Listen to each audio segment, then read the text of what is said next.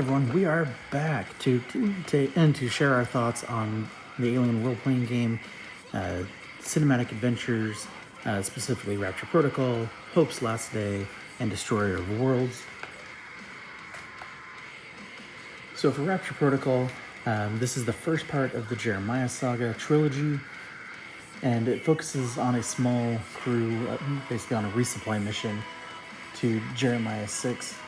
And then obviously that spirals into the horror aspect, and then into conspiracies and things like that. Now, overall, I thought the narrative aspect, the overall atmosphere of the story, felt a lot more akin to a classic Alien film than most of the other campaigns that we've done in the past. The maps, the handouts that enhance the story are definitely fantastic quality, like we talked about previously, especially the model pack. The streamlined mechanics for the overall box set definitely fit the overall evolved gameplay style. And so this one, I feel, is definitely an absolute must for players. Now, there was one specific unused plot hook that I felt should have been capitalized on, and that was specifically around a cat. Now, in the original movie, as I mentioned in the last video, that the cat was an ever-present thing in the original film, and so to have a cat kind of as a part of the story here, I thought was awesome callback to that. And it was just it left us hanging as far as that part of the story. So, definitely felt like there should be more to it, but than there was. But unfortunately, there wasn't. Now, one thing I do like about it, because it did come out at the same time as the Enhanced Edition, there was not a great increase in new mechanics. I think that really helps this early in the life of the game, just because of the fact that players that just got the game, it's going to be a lot easier to transition into that storyline than not. Now, next is Destroyer of Worlds. I love the art on the covers for both of those games, or campaigns rather. It does include a Colonial Marines storyline. Now, Destroyer of Worlds, this campaign, it focuses more on a political storyline where there's an insurgency while dealing with the xenomorphs. And overall, as always, the production quality is absolutely fantastic. Love the maps, love all of the handouts that come with it. Fantastic details there. It does a great job of building the overall tension of the story as you play, and as well as managing the pacing alongside it. Now, this one did specifically win an Emmy Award for the overall adventure and the maps. Now, for some people, this one is a little too complex as far as the amount of depth to the story. And so for newer game mothers or game masters, this is not where you want to start. This is kind of where you want to end up down the road as you're more used to the game as a whole.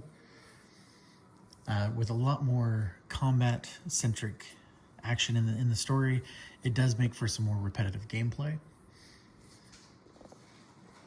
And my players did point out that some of the story logic that's being used does kind of feel like it's kind of railroading their options and kind of forcing them into choosing the default options instead of actually giving them the freedom of choice like most role-playing games are more like to do. And then for Hope's Last Day, This is the introductory one-shot set in Hadley's Hope during the collapse in the Aliens prequel.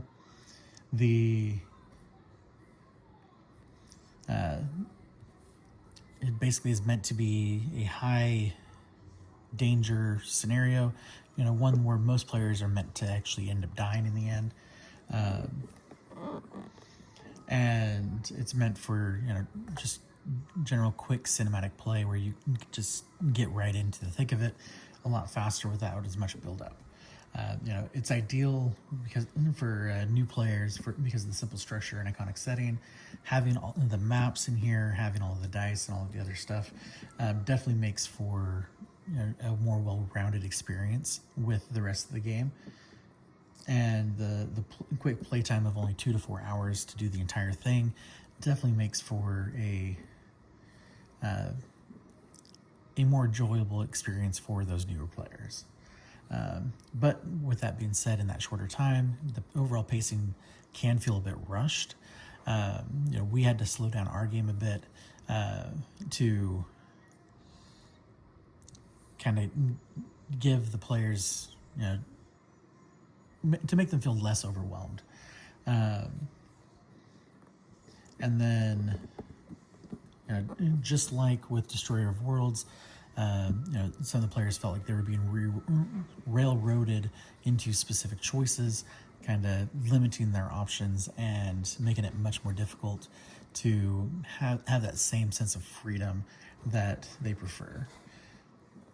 And then, but overall, I think that each one of these expansions is well worth it for the game. They are all fantastic story editions now. I'm really looking forward to seeing, the second and third chapter of the Jeremiah trilogy, and also seeing what other models Free League produces alongside it. I believe Gale Force 9 also has a line of models for their Alien tabletop game. I could be wrong about which company makes that.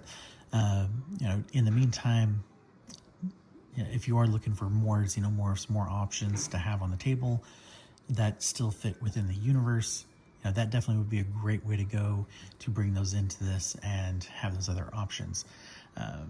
But I am hoping that some of the other characters, the different types of xenomorphs, we see more of those models come about from Free League, along with even more of these, essentially cinematic adventures to go on. And every single one of these is fantastic. Thank you once again to Free League for sharing these with us.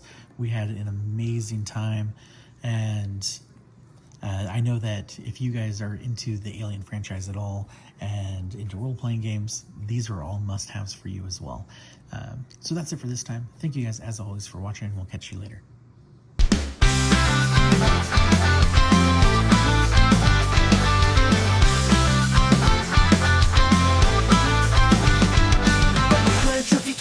Now I'm set, painting minis with no regret.